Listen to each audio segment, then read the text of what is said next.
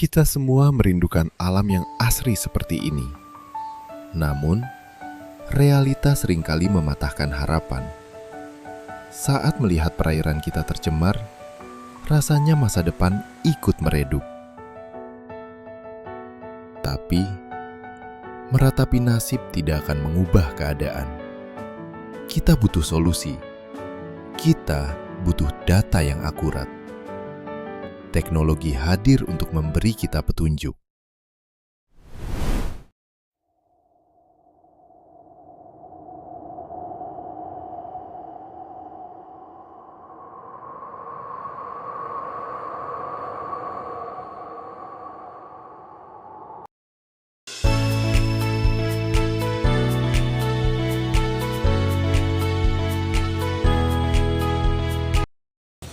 Indonesia terkenal dengan perairan dan daratan yang sangat luas, di mana perairan tersebut memisahkan beberapa daratan menjadi pulau-pulau.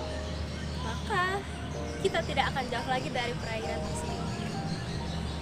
Teknologi sekarang sudah berkembang. Bahkan ide kecil pun kita dapat mengatasi masalah yang besar.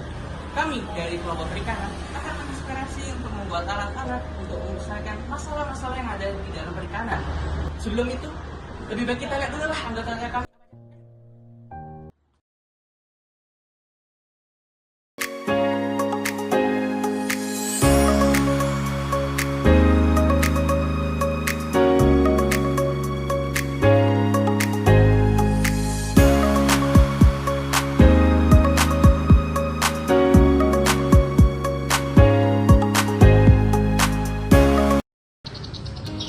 Untuk kami memilih perikanan dikarenakan banyak isu-isu atau masalah yang terjadi pada perikanan.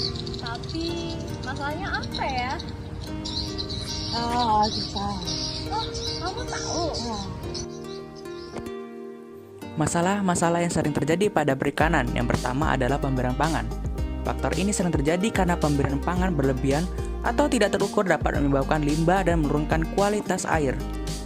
Di sisi lain, pemberian pangan mentah yang tidak sesuai dapat mengurangi nafsu makan dan membuat pertumbuhan tidak maksimal. Kesulitan mendapatkan pangan berkualitas atau harga yang mahal merupakan kendala signifikan yang mengaruhi biaya produksi. Faktor yang kedua yaitu kualitas air. Kualitas air ini adalah faktor penentu keberhasilan yang paling krusial, meliputi masalah rendahnya oksigen terlarut, pH yang tidak sesuai, tingginya kadar amonia, dan air yang tercemar yang semuanya dapat menyebabkan stres, penyakit, dan kematian ikan. Setelah mengetahui masalah-masalahnya tadi, kami terinspirasi untuk membuat suatu alat yang dimana untuk mengatasi masalah-masalah yang tadi. Untuk alatnya itu akan berbentuk seperti kotak, contohnya seperti ini, yang dimana alatnya itu dapat terkoneksi dengan smartphone. Nah, dalam alatnya tersebut itu terdapat beberapa komponen-komponen, seperti salah satunya itu seperti sensor pH. Nah, maka dari itu kita akan lihat simulasinya. Yuk. Untuk simulasinya itu adalah pertama itu adalah fitur untuk ngecek pH. Jadi saat alatnya diletakkan ke air, maka dia akan langsung mengecek pH air tersebut. Jadi kita sudah memberikan informasi tentang meteran dari pH tersebut. Jadi saat pH-nya menyentuh di atas normal, maka dia akan mengirimkan sinyalnya itu ke smartphone dengan aplikasi. Jadi kita dapat mengetahui nilai pH dari air tersebut.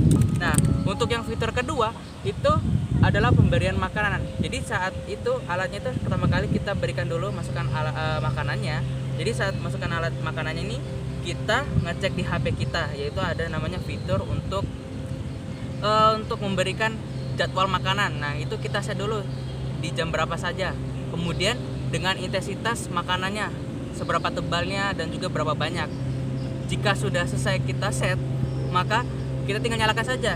Jadi di jam-jam tersebut alatnya ini akan mengeluarkan makanan yang sesuai dengan yang kita perintahkan. Dan inilah rangkaian penjelasan inspirasi teknologi dari kelompok kami. Semoga dapat menjadi inspirasi dalam proses pembuatan teknologi untuk semester ke depannya.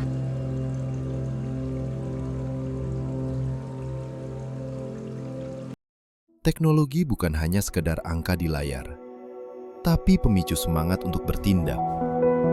Dengan alat yang tepat, kita bisa merawat kehidupan di bawah air dengan lebih baik. Dari kepedulian kecil, lahir perubahan besar. Mari gunakan teknologi untuk menjaga senyum alam dan masa depan perikanan Indonesia.